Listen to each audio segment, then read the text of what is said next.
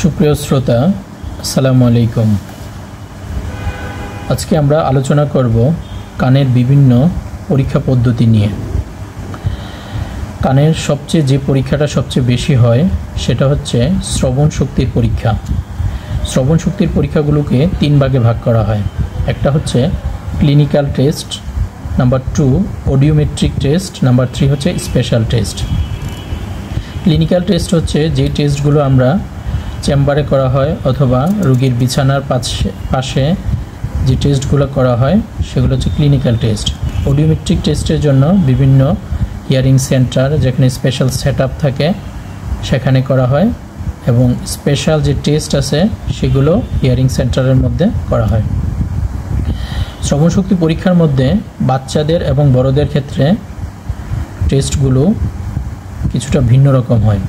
বাচ্চাদের সবচেয়ে কমন যেটা হয়, ছোট ছোট বাচ্চা যাদের বয়স 6 মাস, 1 বছর বা 2 বছর, বাচ্চার মা বাবা কমপ্লেন করে যে তার বাচ্চা শুনতে পায় না, তারা হসপিটালে নিয়ে আসেন। সে সকল বাচ্চাকে প্রথমে যে টেস্ট করা হয় সেটা হচ্ছে একটা হচ্ছে OAE, এর পূর্ণরূপ হচ্ছে অটো অ্যাকুস্টিক ইমিশন। সেটার মাধ্যমে আমাদের কানের মধ্যে, অন্তঃকর্ণের মধ্যে যে 2 ধরনের হেয়ার সেল থাকে, আউটার হেয়ার সেল বা ইনার হেয়ার সেল, এগুলার ফাংশন দেখা হয়।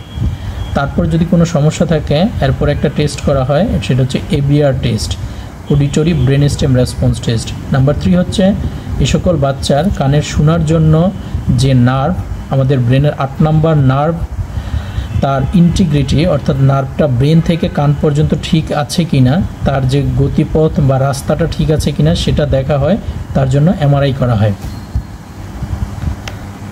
এখন আসুন বড়দের কী কী টেস্ট করা হয়। বড়দের সবচেয়ে কমন যে টেস্টটা করা হয় কানের শোনার জন্য সেটা হচ্ছে PTA। সে পুনরূপ হচ্ছে পিওর টোন অডিওমেট্রি, অর্থাৎ তার কানের মধ্যে হেডফোনের মাধ্যমে একটা টোন দেওয়া হয়, একটা শব্দ দেওয়া হয়, সে কোন ফ্রিকোয়েন্সির শব্দগুলো শুনতে পায় এবং সেটার মাধ্যমে তার কানের হিয়ারিং লস কতটুকু আছে সেটা বোঝা যায়। নাম্বার 2 হচ্ছে ইম্পিডেন্স অডিওমেট্রি। সেটার মাধ্যমে তার মধ্যকর্ণের বিভিন্ন রোগের অবস্থা সম্পর্কে জানা যায়। এবং SRT একটা টেস্ট আছে, সেটা হচ্ছে স্টিপিডিয়াল রিফ্লেক্স টেস্ট। সেই টেস্টটা একই সাথে করা হয়। যাদের মধ্যবয়স্ক বা যাদের বয়স একটু বেশি, তাদের অনেকেরই কানে শুনতে অসুবিধা থাকে, অর্থাৎ তাদের হিয়ারিং লেভেল কম থাকে। সেক্ষেত্রে এডেড অডিওগ্রাম নামে একটা টেস্ট করা হয়। সেই টেস্টের মাধ্যমে সে মেশিন ব্যবহারের মাধ্যমে কতটুকু ভালো শুনতে পারবে সেটা বোঝা যায়। এখন আসুন, কানে যাদের দীর্ঘদিন ধরে পুঁজ পানি পড়ে, এদেরকে বলা হয় ক্রনিক অটাইটিস মিডিয়া। তার বিভিন্ন প্রকারভেদ আছে।